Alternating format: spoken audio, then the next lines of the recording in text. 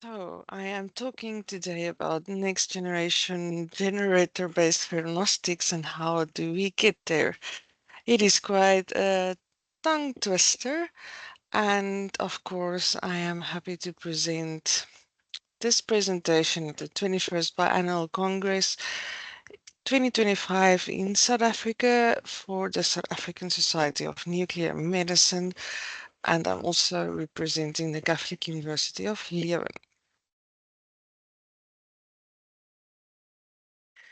So it is very clear if you look at the history that there were some synergistic moments that propelled nuclear medicine.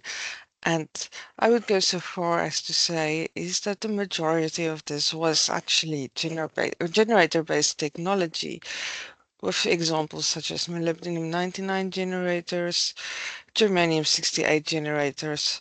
And yes, of course, there is FTG and cyclotron and PET, but most prominently, generators really figured in this equation.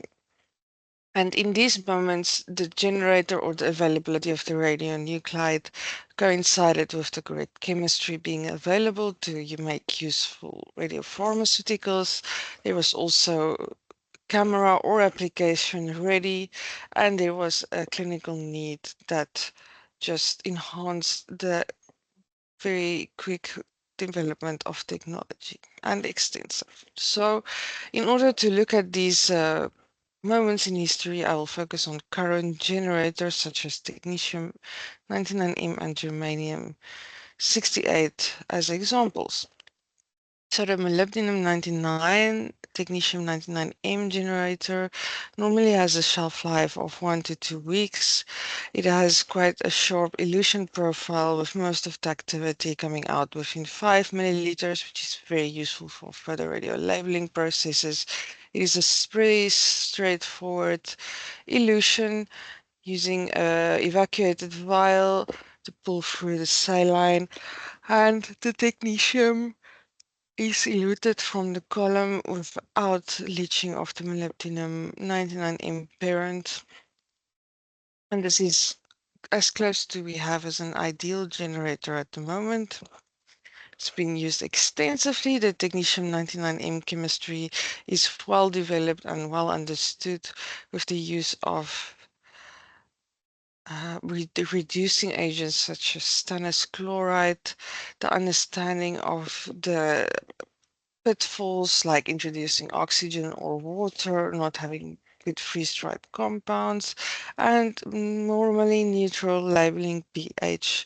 And also then, of course, the application with SPECT with 144 keV emissions, SPECT cameras and planar cameras being designed specifically for technetium 99M for optimal imaging, and the resolution currently always being bettered with new cameras coming out with faster imaging times and resolutions that are nearing to that of positron emission tomography. There's a wide clinical need and application with still more than 80% of radiopharmaceuticals procedures in the nuclear medicine clinic currently still being conventional radiopharmacy. And we have all of these mechanisms of biodistribution to play with, and various small molecules as well as peptides um, being developed to be very useful clinically and even including cellular labeling. The next positive example of current generators that has quite clinical utilization would be the germanium-68, gallium-68 generator. Normally very useful to do 2 to 3 patient doses per labeling, and you can elute every 2 to 3 hours. Shelf life normally 6 to 12 months, and there is also various examples on the market. Of course, all of these examples have different technologies and in different molarities of hydrochloric acid to label. And then, of course, chemistry is a little bit more complex. I would say a little bit more dirty than technetium 99M, but you can do manual labeling, kit vial labeling, and automation. And then, of course, you have to adjust the pH to label at around 3.5 to 4.5. And then finally, it's not ready for patient preparation before you have buffered it to a more physiologically acceptable pH. Gallium-68 has some further pitfalls where you cannot introduce iron and metal contamination during your labeling, and be very careful of the amount of peptide as well as pH and temperature, and all of this comes in harmony to make a good labeling. You can also use a post-purification and pre-purification methods. Pre-purification to enhance the quality of your eluate to make a better labeling. Post-purification to remove colloidal species, free gallium-68 and also germanium-68. It is extremely stable in vivo if coordinated with the right chelator systems, and normally the procedures are very quick with heating and 10 minutes at 95 degrees, normally resulting in a good yield of your radio-labeled peptides or small molecule. The purification of the eluate, just a note to say, even here the elution profile peak is quite sharp, with most of the activity coming in 1 to 1.5 milliliters. You can also really pre-purify your eluate to make sure you have a good quality eluate. Application is in PET with positron emission tomography, also very high resolution, and this has really propelled molecular targeted imaging to the next frontier. Multiple applications in the clinic, targeting different tumors, different receptor profiles. And there's, of course, also, this is just the oncology ones, but there's also infection and all of the other areas of research where gallium-68 has found its application. Now we will move to future generators, and just keep in mind what you have seen with the current generators and how they function, and then we will look at how future generators could be applied in the clinic. Here is a rhenium 188 generator. It has a very broad elution profile, and if you compare it to that of technetium 99M, most of the activity comes in around 10 milliliters. And so there's often a quite extensive pre-purification method or concentration method needed. Remember, for technetium and rhenium labeling, you want to have the labeling volumes normally as small as possible, 1 milliliter to 2 milliliters. And so you have to actually first, if there is some tungsten breakthrough, you have to remove it with a setback light cartridge. Of course, this tungsten breakthrough is not a massive problem because the generator is already quite commercially well developed. And then you can also now, because the last step requires elution with saline, you cannot have a too high salt concentration before you load it on the QMA cartridge. So you actually have to have no sodium chloride in your mixture, so you have to desalt with a more expensive silver-based cartridge. And then you have perinate in water after this desalting process, and followed by the concentration with the QMA cartridge. So then you can get more than 95% of your total activity in 1 to 2 milliliters. The geometry of technetium and rhenium complexes cannot be compared. So the biggest pitfall with technetium chemistry still, rhenium chemistry still remains in the tricky and complex labeling. Technetium methods cannot be transposed to rhenium methods, and in this case the geometry has to be that of a very stable complex that does not allow the attack of the rhenium in the center from the top or the bottom. It's, if you look here, the pyramidal complexes with one nitrido or oxo group at the apex is still the most stable. And then Normally, it is stabilized with oxygen, nitrogen, and sulfur donor atoms, and it reduces the attack of the environment. Normally +5 and +6 oxidation states, which is also quite difficult to reach. Even for technetium-99m, it's the more tricky ones, not the +4 oxidation state. And therefore, the oxidation state dictates the number of types of bonds. The geometry adjusts to minimize the energy used and stabilize the complex, and also provide an environment where there is a better electronic environment and less attack from the outside. So technetium chemistry is not applicable to rhenium chemistry. We have less stable complexes, more difficult to form, less radiochemical yield. So you definitely have to alter and expand the coordination sphere with altered geometry. You have a lot of intermediate steps. Maybe if you use nitrochemistry, you have multiple intermediates forming to prepare the ligand for the final conformation. You have specifically tailored ligands for rhenium-188, and you have to work on your thermodynamic optimization and focus more on square pyramidal geometry. So often people are looking towards Heineck because Heineck is already coupled to PSMA and octreotide. So why not just use Heineck? It is also +5 oxidation state, but Heineck is less suited for the bulkier rhenium-188. There is multiple reports in literature where the complexes formed are different. Rather than having the oxo chemistry with the stable pyramidal complex formation, you have dioxo groups that is also more prone to transchylation and transmethylation. So while you can maybe have a working radio labeling on an ITLC demonstrated, definitely if you go closer and actually characterize what you have made, you are making different complexes compared to the technetium one.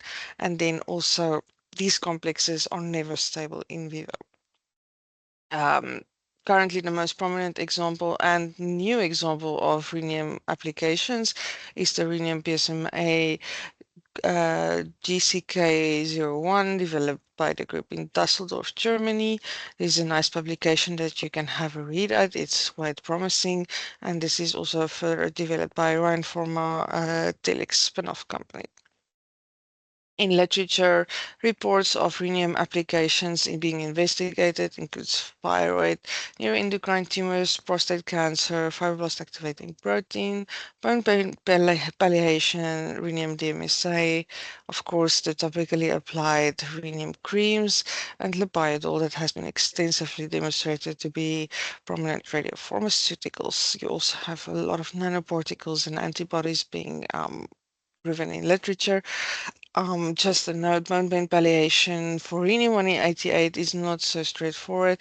You definitely need to add some cold rhenium because, of course, as we know, rhenium-186 is much better for bone palliation due to the naturally occurring carrier added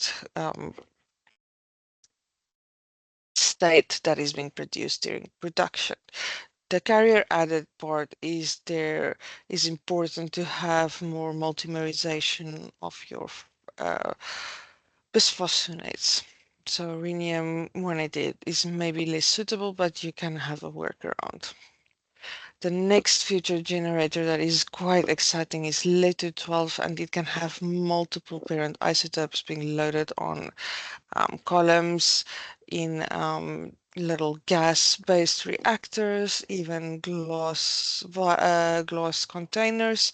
And the lead-212, of course, give you a beta minus emitter, bismuth 2 and 2, and also an alpha emission followed after. The chemistry of lead-212 is a little bit more straightforward. I will go into that. And of course, if I can say any side problem that you can experience is that you will have to have good operator shielding for radiation protection due to the high radiation burden associated with the thallium-208 daughter. We need to look at the chemistry of lead-212 because while people do try to apply DOTA. It is not ideal. GTPA and Macropa as well is more for chelators with hard donor atoms suitable for gallium, lutetium, and actinium. You can, of course, have chelators with soft donor atoms, more containing sulfurs and phosphates. Um, Lead to 12, lead is an intermediate metal that can work within both of these regions.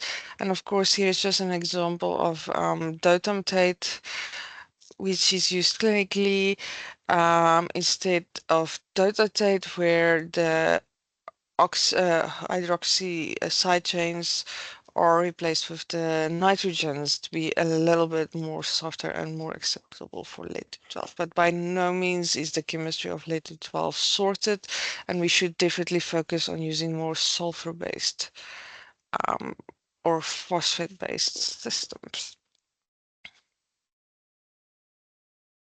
The application is beautiful because you can combine both the power of alpha emission, but also the range of beta minus emitters, so non-homogeneous tumors with hypoxia. Um, just English, it's the best of both worlds. And of course, it has been extensively evaluated in the clinical trials already, dating from 2011, but really gaining traction from 2023 onwards. Final generator I want to look at is the actinium-225 bismuth-213 generator that has some application in the clinic. Unfortunately, hampered by the very short half-life of bismuth-213, 45.6 minutes. I myself have worked with it, and you literally have labeling methods of 8 minutes and QC of 8 minutes, and then you should be done and it should go into the patient. It's really very time consuming, and of course you need a generator with a high actinium 225 amount to result into the perfect 5 to 8 gigabecquerel, but sometimes around 300 megabecquerel administered to the patient depending on the application. So you would load the actinium 225 stock solution on a cartridge and elute it with a hydrochloric acid sodium iodide mixture. These generators normally have a shelf life of around 4 weeks, and you can elute multiple times per day. Of course, bismuth-213 is hampered by the scarcity of actinium-225, and there is, of course, still that whole drive to do better actinium-225 production methods. The chemistry of bismuth-213. Of course, DOTA is the perfect chelator for bismuth-213 as well, but multiple further application developments of chelators have been attempted to ensure to have better stability and also quicker labeling methods. Of course, the application is alpha therapy with the high linear energy transfer, double strand breakage, and all of the indirect effects. Bismuth PSMA was reported, as well as substance P, and also for renal applications. And then, of course, most recently, there was also the bismuth-213 FOPI report. And there is, of course, the problem with the fibrous activating protein washing out of the tumor quickly, which is a perfect match with the short half-life of bismuth-213, and then also allowing for multiple administrations of the radiopharmaceutical with very little time in between.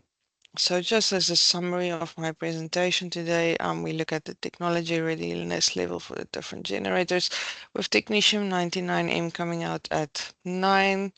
I did not give it a 10 because there is so much more we can do and develop. Germanium 68, spreading, wide availability, reasonably robust chemistry, Kit-based labeling is automation. It is versatile, it's useful, and it's well established.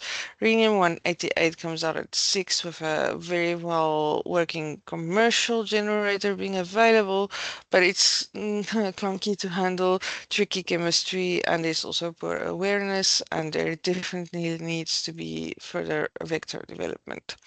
Thorium 228 led to 12 generators. It works, radiochemistry is improving, and also definitely we have to look at logistics and radio protection. And then, of course, the actinium-225 plasma-213 only having niche applications, being labeled as exotic, supply chain being fragile due to the reliance on actinium-225, and therefore only niche clinical trials being reported.